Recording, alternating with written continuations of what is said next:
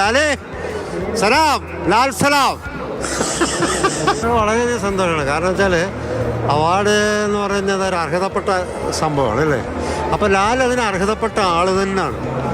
അപ്പോൾ എൻ്റെ കൂട്ടത്തിൽ എത്രയോ ഞങ്ങൾ ആദ്യകാലം മുതൽ എത്രയോ പടങ്ങൾ ഒരുമിച്ച് ചെയ്ത ആളാണ്.